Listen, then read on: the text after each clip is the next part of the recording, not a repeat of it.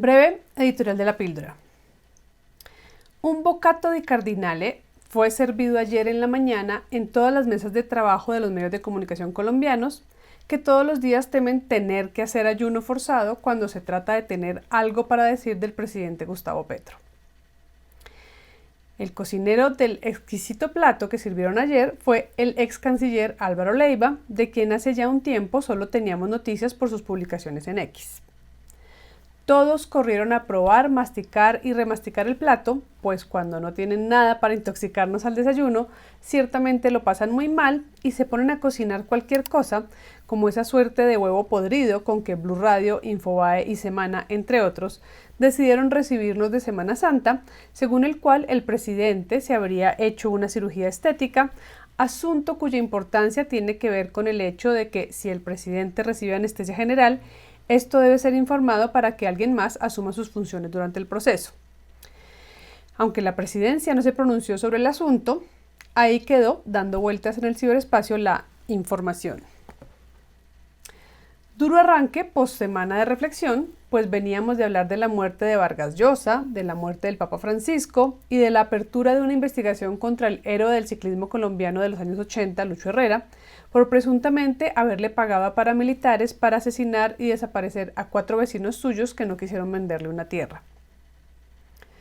Veníamos de enterrar a grandes ídolos y los medios nos pasaron a presenciar un nuevo intento por enterrar al presidente Gustavo Petro de la peor manera, pese a que él mismo había puesto carne de excelente calidad en el asador el día anterior, al decidir transmitir en canales privados una alocución presidencial que durante los primeros 30 minutos realmente funcionó como tal, pero que durante los 60 minutos restantes funcionó de manera mixta, por decirlo de alguna manera, pues aunque no se trató propiamente de un Consejo de Ministros, sí contó con la intervención de otros funcionarios que contextualizaron la emergencia por fiebre amarilla que vive el país y las acciones que se están tomando al respecto.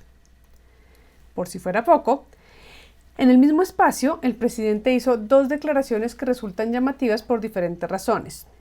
Por un lado, anunció que se harían públicas las 12 preguntas de la consulta popular y por el otro, dijo que creía que Estados Unidos le habría retirado la visa, cosa que fue desmentida rápidamente por el periodista Daniel Coronel, quien aseguró que una fuente del gobierno de Estados Unidos le habría dicho que el presidente Gustavo Petro no le han quitado la visa de ingreso a ese país, al menos no aún.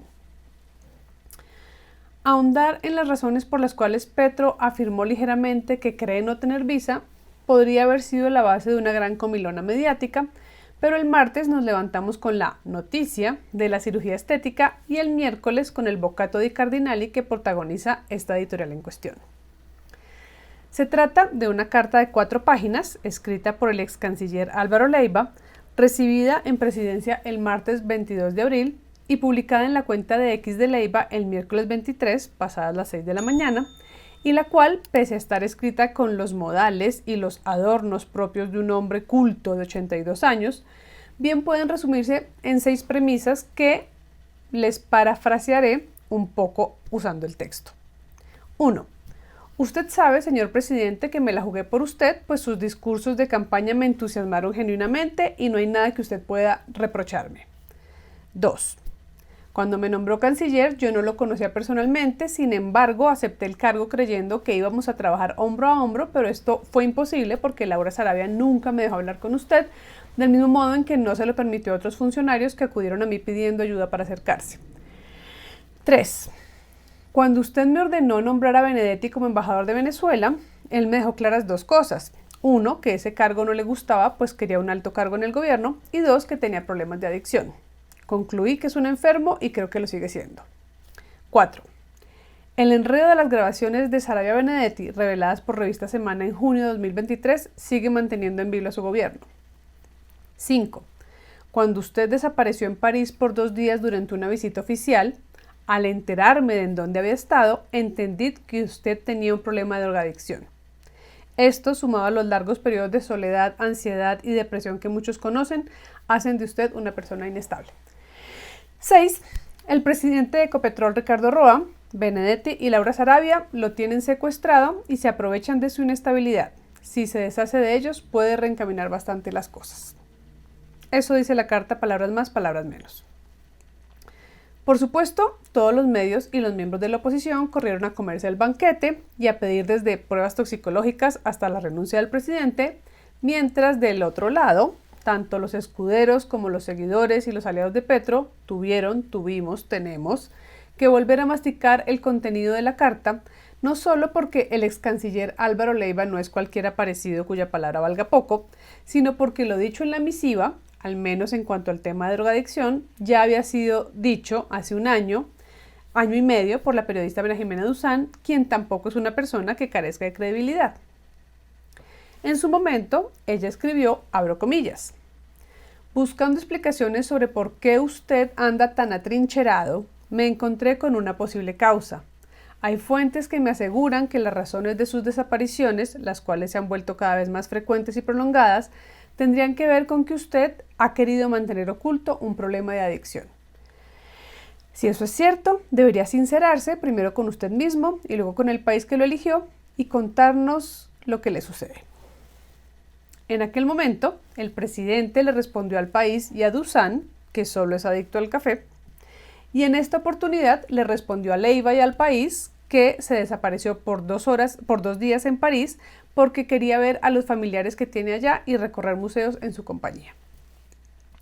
Y como Leiva no revela en la carta en donde se supone que él supo que estaba metido Petro en París, y como ni él ni Duzán presentaron pruebas de lo que afirman, lo único que nos queda a los colombianos entre manos es un chisme lanzado al aire por fuentes de alto nivel, con el cual tendremos tema de conversación para el almuerzo del domingo, una conversación que a lo sumo servirá para preguntarnos si nos importa mucho tener un presidente que en teoría lleva más de medio mandato lidiando con un país en llamas y ataques de todo tipo, además de tener un supuesto problema de depresión y consumo de drogas.